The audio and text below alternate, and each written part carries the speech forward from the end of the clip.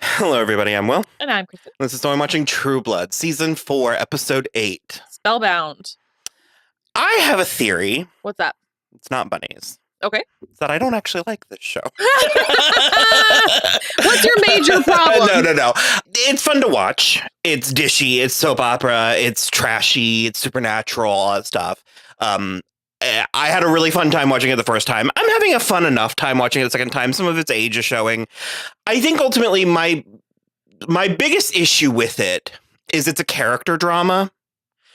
But because of the supernatural elements, it gets bigger than its britches sometimes. Yeah. And it can't, like, we run into this with American Horror Story as well, where it's like the budgetary confines, let alone like the storytelling and all that, can't sustain a war between vampires and witches when you only have 8 characters. Yes, that part. It is very like the fight scene in Captain America Civil War, where you're like, well, that's... But even that...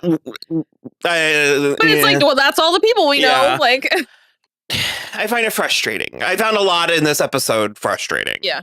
And there was sort of like a step forward, step backwards quality. I don't know where to start. I guess Jason saves Jessica. Mm-hmm. Why do we like Jason and Jessica? Because we do. I'm like rooting for it. It's cute. Yeah. There's also a like forbidden aspect to it because Hoyt's his best friend. Yeah. We talked about it a little bit in, I guess, season 2 when Jessica and Hoyt start dating. Because like Hoyt, at one point, they stamped the age 28 on him. Yeah. And she's meant to be 17 forever. Yeah. And we kind of went through our cope then, and your big thing, which I agree with, is sort of like once you're dealing with supernatural entities. Well, it's not even supernatural entities. My thing is once you are turned immortal, the clock does not matter anymore. And my argument was sort of like... Because it's like, sorry, Jason should not have been having, well, they were obviously raping him, but like, were he to just have sex with one of those hotshot girls? No. She's supernatural, but she's not immortal. She's still just a 12-year-old. Jessica will be 17 forever, so you can't stamp 17 on her because she is still going to grow, just her body's going to be 17 forever. Well, my point was, because we're dealing with fiction, from a little while ago. We kind of, creators in this day and age, God willing, are a little bit more thoughtful about what they're doing and how they go about it. But my point was that I sort of was like, Hoyt and Jessica feel even keeled. It doesn't feel like there is a power imbalance or a dynamic, like... Except apparently the house is in his name, so he could just revoke her invitation. I hated that. That happened to her twice in this episode. And she's just being honest. Like, she is just being honest. And that's another thing, too, that really, it was weird to me about this episode is, so far this season, we've had so many dream sequences, I legit could not tell if both of those were real. I had no idea. Because the second dream, or the second confrontation with Hoyt, was not as bad as the first one. Well, yeah, she didn't brain him against the fucking... They both feel like character assassinations. Of him. To what I know of Hoyt, what I know him to be. And I still haven't actually gotten my point out, but what I was going to say is, for me, the issue with them, and if we're going to talk about the age difference with them, is that she's entering into a relationship with an older, more experienced man. And look what happens. Like, she still has wild oats to sow that are supernaturally compounded as well. And it's like, he's looking for, apparently, a very traditional... He said a lot of things. Which then I think he was just trying to hurt her. But then why did you not stay with Melissa Rauch? Yeah. All of a sudden you want a wife who can go out in the sun and give you babies? Wife? Yeah. Summer was ready to go, raring to go. She brought out her granny's biscuit recipe for you. And she brought out her biscuits, too. That's the thing that's really, like, annoying is, like, I definitely do think he said most of those things just to hurt her feelings, and it worked. hurt my feelings. Especially because you're right. She was just so honest. She was like, this is, and the other thing too is it's also all stuff that she laid at his feet as to why they shouldn't be dating. And he's like, no, of course not. I would never say that until the first opportune moment. Yeah. Sorry. I forgot. Sorry. Okay. I was saying she was just being honest. Uh-huh. Yeah, because she just was like, that's what I was going to say is, yes, he's 28, but she also does make the comment that this is both of their first real relationships. So, like, I don't know. I didn't care for it. And I thought it was even, well, first of all, I thought it was weird that she went to Jason as opposed to just going back to Bill's. Uh-huh. Because, like, why are you trying to go straight from one best friend to the other? Like, that's some messy CW shit. And Jason is a bros before hoes. Certainly at this point. He really I don't know is. if he always has or will be. He's not going to always be, but he is right now. And he revokes her invitation too. So she's just out on her ass in the middle of nowhere, all alone. Which sucks, but also it's like, I kind of get it. Like, I don't know. It's an interesting place to put Jessica, except I think we're going to go into the next episode with her being a sad sack. I got nowhere else to go. And I'm like, you've got so many. Just go to Bill. Your dad's the king. Go be a princess. And that's one of the things that it's like, I have the memory of liking, honestly, I heard what I was about to say, and I'm going to stand by it. I have the memory of liking Bill. And then as we've been rewatching it, I'm like, God, this is awful. But it's uniquely Bill and Sookie that I think is awful. Yeah. I kind of like Bill when he's with other characters. Well, his thing with Jason at the beginning. Well, that sucks. I feel like he's dead. Oh, no. Bucky? I got her. Did I do that? You are not yourself. His family? They will be well compensated. I feel like he shouldn't have I feel like they shouldn't have families. But I knew his little girl. Oh, Jessica, God! You were spellbound. You did not kill Bucky. So intense all of a sudden. Which Antonia did. I don't think they needed to give him a family. He's got a little girl, apparently. Regardless, the family's gonna be well compensated. But Bill, still all chained up in silver, is like, I realize as a law enforcement officer that you might feel the need to report this. But vampires killing humans is not something that I can afford to have documented. It's probably for the best that I don't report that. It's also probably for the best that nobody has to know anything about your boy that I shot outside in the shoulder. Unquestionably. I like when Bill plays ball. I was literally hasn't been playing ball. We like Bill with other people. Because I don't even hate Bill with Jessica. Yeah. That was fantastic. And I just you're right. I love Bill with other characters. I liked him with Jason. I liked him with Jessica. Yeah. I liked him with this reporter. Mrs. Sportenberry. Vampire Bill. Are vampire suicides common? Yes. Many vampires feel alone and confused, programmed to despise themselves by all the hateful and incendiary anti-vampire rhetoric in the media. Ooh, that's good. Can I get you to say that again? I actually have a statement prepared. I don't know if I can take a statement. I am very telegenic. This will get a lot of play. It's an excellent opportunity for you to impress your producers with your eye for great TV. Lenny, can we get a good, tight shot of him? Make sure you really play up the eyes. Yeah, the report was good. I liked him with Marnie, or Antonia. as an Antonia, because she's not a lady. Yeah, he was. Way to make me not like the victim in this. I can't with Antonia. I just think he was being so reasonable. He was being so reasonable, and he was being really reasonable. They both brought people they said they weren't going to. And also, I keep saying it, it's like, your time has passed. You got your revenge. I know you died, but you got your revenge as you were dying, and that is over. And now it's just about revenge on all vampires. And she's mad that they are allowed to just exist side by side with people. But it's also, believe me, I get how vengeance works. Of course. But it's like you missed out on like 400 years worth of stuff development. Yeah. Like things are different. Yeah. More or less. And that's kind of my main problem, especially because like, okay, yes, Eric bit her, but she managed to get did away. Eric fly off the hook? That was really weird. I hated as that well. too. Unless that was already her. Because she was like she chanting. was chanting.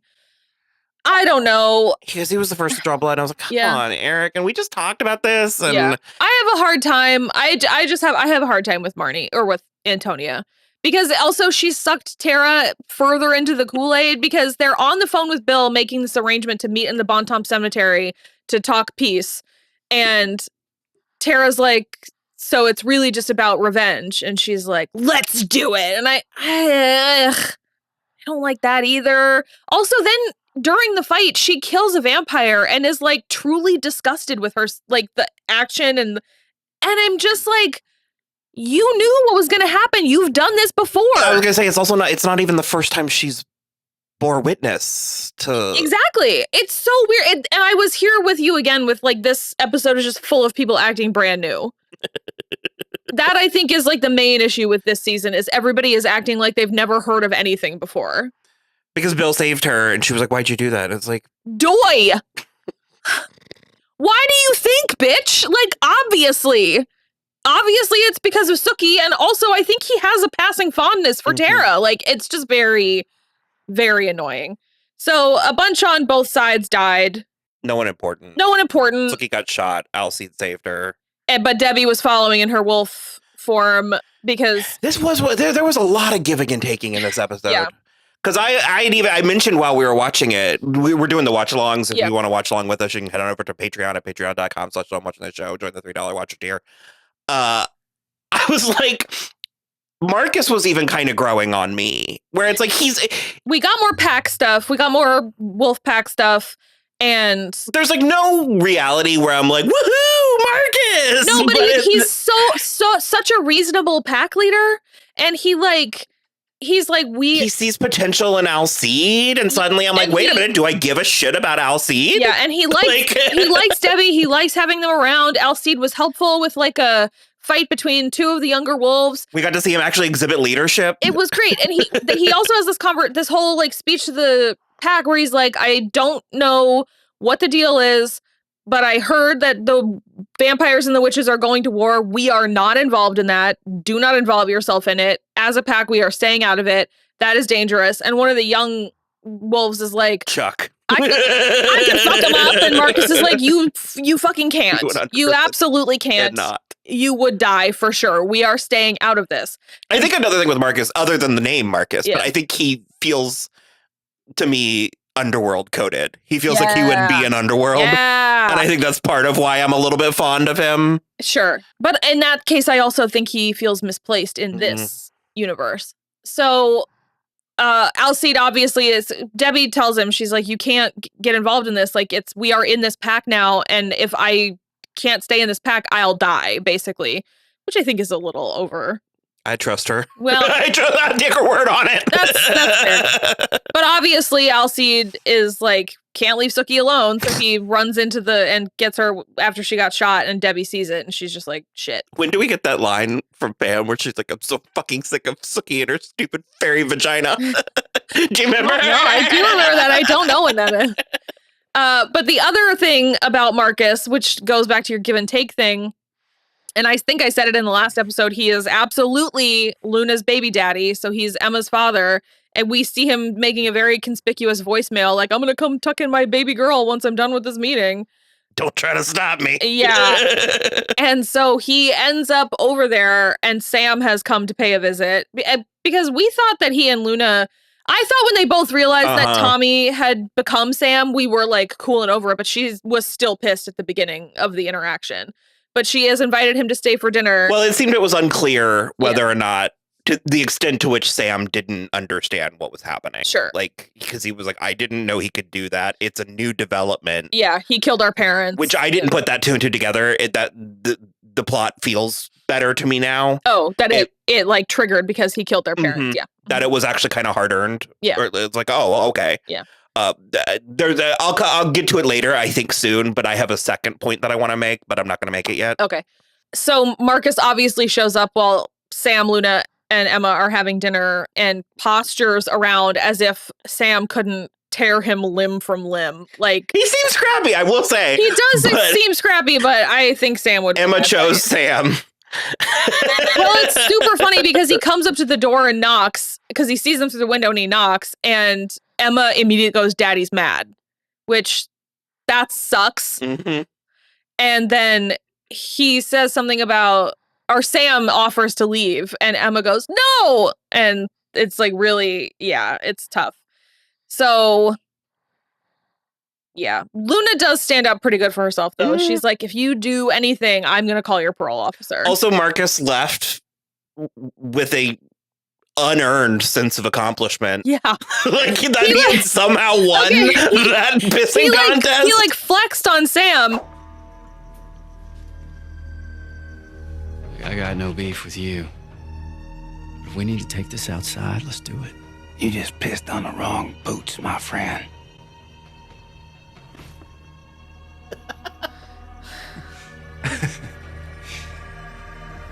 He didn't flinch, and he looked at you confused, and you think you won that interaction?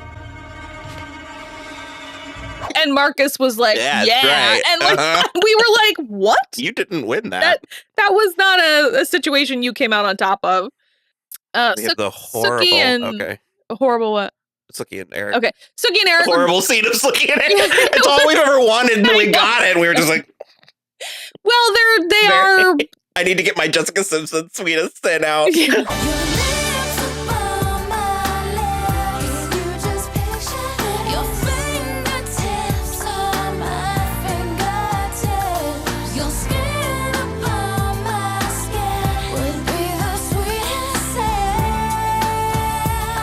I feel like every season of True Blood, I bring that out.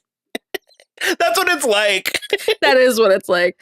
So there is at least an excuse for it, where like the Sookie and Bill stuff was like stone sober. But they are high on each other because she gets the chains off of him and he's like needs to feed. And so she offers for him to feed on her. And then he has her take some of his blood. So they're both like tripping balls. And they end up doing this whole like lovemaking in this weird snowy bed with furs. Lying the frosted nips on the wardrobe. Yeah. So they also, it's just, that's I think another thing that's kind of bumming me out is they've had the same conversation in every single episode since he lost his memory. It's been like, I don't know if I want you to get your memories back. I do want you to get your memories back. I don't know if I want my memories back. I kind of do want my memories back. Are you going to love me if I get my memories back? Your lips upon my lips. And it's so like tender and earnest, and it's just like I think they're both doing it. Like they're both doing it well, but it's just very like this again. Again. So anyway, they go to Bill and they offer to help fight, like go with him and help fight. There is a lot of discussion about how it's not safe for Sookie, and she's like, Sookie's right here and she's coming, whether you like it or not. She also used her powers. She did use her powers on one of the humans that thought she was a vampire, so they've got silver all over her. And she's like, God, are you kidding me? Holly really went whole hog. She like helped chain up Bill, which I didn't care for. And Antonia got Eric under her spell. Tommy also... Tommy shifted. I love Maxine Fortenberry so much. Okay, but this isn't even Maxine. I know. It's just Dale Rowell. What's her name? Dale? Dale Rowell. I think she's so funny. She's so funny. And so her playing Tommy, playing her. Paul McClatchy, Maxine Fortenberry. Thanks for meeting me here. You buying? I can. Because I am starving. Hey! I'll be right with you, Miss Fortenberry. Service in this place fucking sucks. And you know why? Because Sam Merlotte's a fucking asshole. Okay. The hair was crazy. The makeup was crazy. Everything was crazy. I wish she had like lipstick on her teeth or something. Yeah, but she was disheveled enough, but because he's going after the like natural gas rights or whatever, and $5,000. it's like $5,700. That's more money than he's ever seen. I was about to be like, it's typical Tommy, where it's like, oh. Well, he just like he keeps on like imagining that it's like $200,000 or something, and the guy is like, first of all, it's a renewal option year after year. Second of all, you don't even have a whole acre. It's 0.57 acres. And I think he said, third of all, your neighbor Beulah just died. And we can get that for We got so more cheap. from Beulah in death than we ever did in life. Yeah.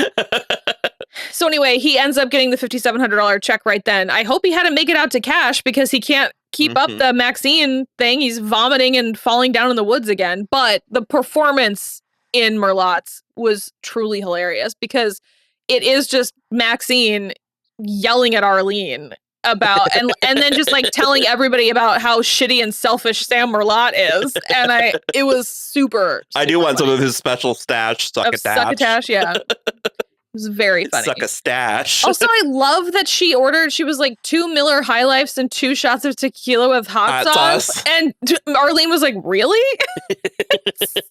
Fantastic.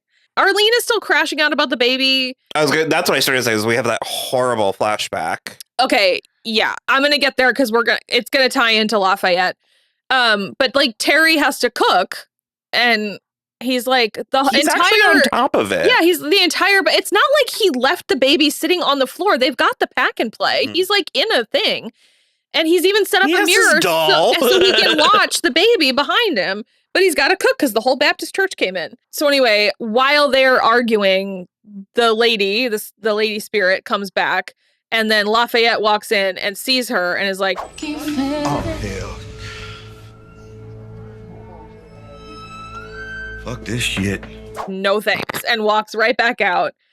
And then, yes, later, Lafayette is dreaming, and he ends up in this woman's dream. Her name is Mavis. She has gone out to buy the doll, for her baby. She comes back to the house, and a man is there and says her sister has been sent away for something. And that there is no baby anymore because he killed it, apparently. And I am almost certain that man is a Bellfleur. Mm-hmm. And the issue... Well, and it was seemingly his. And it was his baby. But the issue is that he's married and he's white and she's black and it's not cool. And she's like, obviously and rightfully distraught. And so that is what her spirit is doing. She is like trying to get a baby. And I think it's only going to work with a Bellfleur baby. And this is the first one in long enough, especially plus the witchcraft, plus Lafayette. So she then inhabits Lafayette. His physical... We get a brilliant performance from Nelson.